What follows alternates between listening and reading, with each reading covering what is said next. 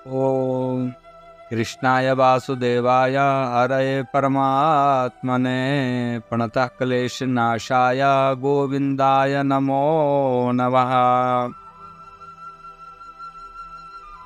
श्रीमद् भागवत महापुराण कथा दसम स्कंद सप्तम अध्याय सकट भंजन और तृणाव्रत उद्धार।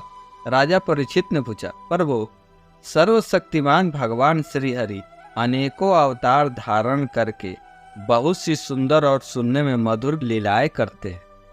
वे सभी मेरे हृदय को बहुत प्रिय लगती है। उनके श्रवण मात्र से भगवत संबंधी कथा से अरुचि और विविध विषयों की तृष्णा भाग जाती है।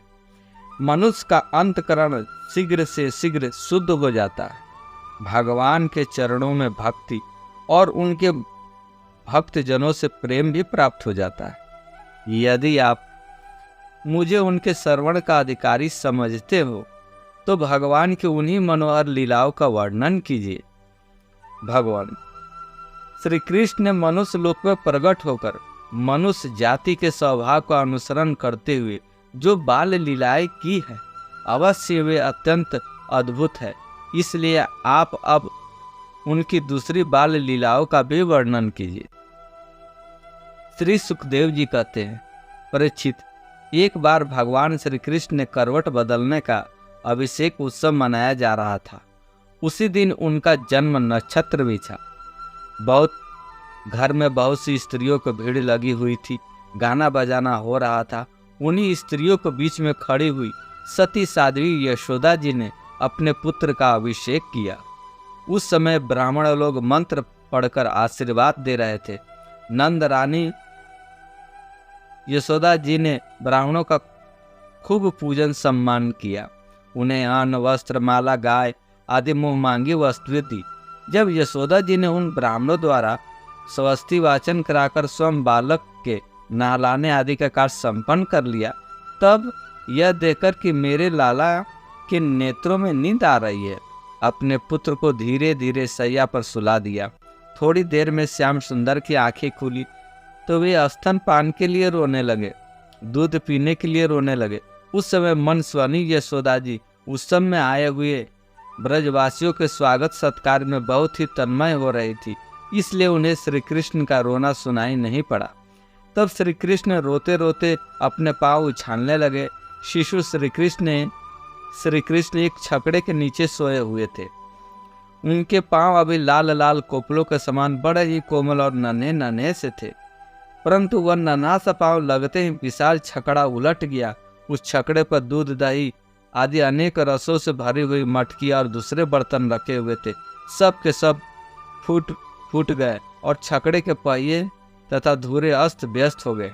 उनका जुआ फट गया।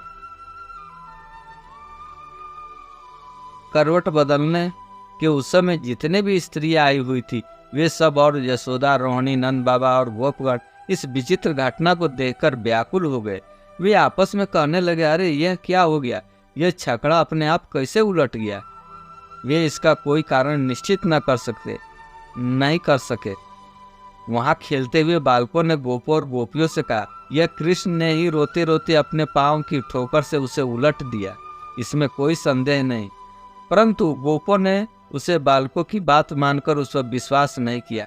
ठीक ही है, ये गोप उस बालक के अनंत बल को नहीं जानते थे। यशोदा जी ने समझा कि यह किसी ग्रह आदि का उत्पात है। उन्होंने अपने रोते हुए लड़के को लाल को गोद में लेकर ब्राह्मणों से वेद मंत्रों के द्वारा शांति पाठ कराया और फिर वह उसे स्तन दूध पिलाने लगी। बलवान गोपों ने छकड़ों को फिर सीधा कर दिया। उस पर पहले की तरह सारी सामग्री रख दी। ब्राह्मणों ने हवन किया और दही, अक्षत, पुष्प तथा जल के द्वारा भगवान और उस छकड़े की पूजा की, जो किसी के गुणों में दोष नहीं निकालते, झूठ नहीं बोलते, दंभ, ईर्ष्या और हिंसा नहीं करते तथा अभिमान से रहित है। उन सत्यशील ब्राह्मणों का आशीर्वाद कभी विफल नहीं होता। यह सोचकर नंद बाबा ने बालक को गोद में उठा लिया और ब्राह्मणों से सम, त्रयक, यजुर्वेद के मंत्रों द्वारा संस्कृत एवं पवित्र औषधियों से युक्त जल से अभिषेक कराया। उन्होंने बड़ी एकाग्रता से स्वस्त्य पाठ और हवन कराकर ब्राह्मणों का अति उत्तम अन्न का भोजन कराया। इसके बाद नंद बाबा ने अपने पुत्र की उन्नति एवं अभिवृद्धि की कामना से ब्राह्मणों को सर्वगुण संपन्न बहुत सी गौवें दी। वे गौवें वस्त्र, पुष्पमाला और सोने के हारों से सजी हुई थी। ब्राह्मणों ने उन्हें आशीर्वाद दिया। यह बात स्पष्ट है कि जो वेद वेता और सदाचारी ब्राह्मण होते हैं उनका आशीर्वाद कभी निष्फल नहीं होता। एक दिन की बात है, सती यशोदा जी अपने प्यारे लल्ला को गोद में लेकर दुलार रही थी। सहसा श्री कृष्ण चट्टान के समान भारी बन गए। वे उनका भार सह न सकी। उन्होंने भार से पीड़ित होकर श्री कृष्ण को पृथ्वी पर बैठा दिया। इस नई घटना से वे अत्यंत चकित हो रही थी। इसके बाद उन्होंने भगवान पुरुषोत्तम का स्मरण किया और घर के काम में लग गई। तृणावर्त नामक एक दैत्य था। वह कंस का निजी सेवक था। कंस की प्रेरणा से वह बवंडर के रूप में गोकुल में आया और बैठे हुए बाल श्री कृष्ण को उड़ाकर आकाश में ले गया। उसने व्रज रस से सारे गोकुल को ढक दिया और लोगों की देखने की शक्ति हर ली। उसके अत्यंत भयंकर शब्द से 10 दिशाएं कांप रही थी। सारा ब्रज 2 घड़ी तक रज और तम से ढका रहा। यशोदा जी ने अपने पुत्र जहाँ बैठा दिया था वहाँ जाकर देखा तो श्री कृष्ण वहाँ नहीं थे। उस समय तृणावत ने बवंडर के रूप में इतना बालू उड़ा रखे थे कि सभी को अत्यंत उद्विग्न और बेसुध हो गए थे। उन्हें अपना पराया कुछ भी नहीं सूझ रहा था। उस जोर की आंधी और धूल की वर्षा में अपने पुत्र का पता न पाकर यशोदा जी को बड़ा शोक हुआ। वे अपने पुत्र की याद करके बहुत सी दिन हो गई और बछड़े के मर जाने पर गाय की जो दशा हो जाती है वही दशा उनकी भी हो गई। वे पृथ्वी पर गिर पड़ी। बवंडर के शांत होने पर जब धूल की वर्षा का वेग कम हो गया तब यशोदा जी के रोने का शब्द सुनकर सारी गोपियां वहां दौड़ आई। नंदन नंदन श्याम सुंदर श्री कृष्ण को न देकर उनके हृदय में बड़ा संताप हुआ। आंखों से आंसुओं की धारा बहने लगी। वे फूट फूट कर रोने लगी। इधर तृणावट बवंडर रूप से जब भगवान श्री कृष्ण को आकाश में ले गया तथा उनका भारी बोझ न संभाल सकने के कारण उसका वेग शांत हो गया तो वह अधिक चल न सका। तृणावत अपने से भी भारी होने के कारण श्री कृष्ण को नीलगिरी चट्टान समझने लगा। उन्होंने उसका गला ऐसा पकड़ा कि वह उस अद्भुत शिशु को अपने से अलग नहीं कर सका। भगवान ने इतने जोर से उसका गला पकड़ रखा था कि वह असुर निश्चेष्ट हो गया। उसकी आंखें बाहर निकल आई, बोलती बंद हो गई, प्राण पखेरु उड़ गए और बालक श्री कृष्ण के साथ वह ब्रज में गिर पड़ा। वहाँ जो स्त्रियां इकट्ठी होकर रो रही थी उन्होंने देखा कि एक विकराल दैत्य आकाश से एक चट्टान पर गिर पड़ा है और उसका एक एक अंग चकनाचूर हो गया है। ठीक वैसे ही जैसे भगवान शंकर के बाणों से आहत हो त्रिपुरासुर गिरकर चूर चूर हो गया था। भगवान श्री कृष्ण उसके वक्ष स्थल पर लटक रहे थे। यह देखकर गोपियां विस्मित हो गई। उन्होंने झटपट वहां जाकर श्री कृष्ण को गोद में ले लिया और लाकर उन्हें माता को दे दिया। बालक मृत्यु के मुख से सकुशल लौट आया। यद्यपि उसे राक्षस आकाश में उठा ले गया था फिर भी वह बच गया। इस प्रकार बालक श्री कृष्ण को फिर पाकर यशोदा आदि गोपियों तथा नंद आदि गोपों का अत्यंत आनंद हुआ। वे कहने लगे, अहो यह तो बड़े आश्चर्य की बात है।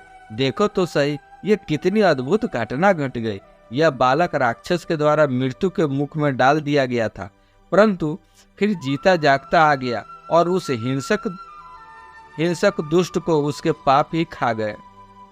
सच है, साधु पुरुष अपनी समता से ही संपूर्ण भय से बच जाता है। हमने ऐसा कौन सा तब भगवान की पूजा, प्याऊ, पैसाला, कुआं, बावली, बाग बगीचे आदि यज्ञ दान तथा जीवों की भलाई की थी जिसके फल से हमारा यह बालक मरकर भी अपने स्वजनों को सुखी करने के लिए फिर लौट आया। अवश्य यह बड़े सौभाग्य की बात है।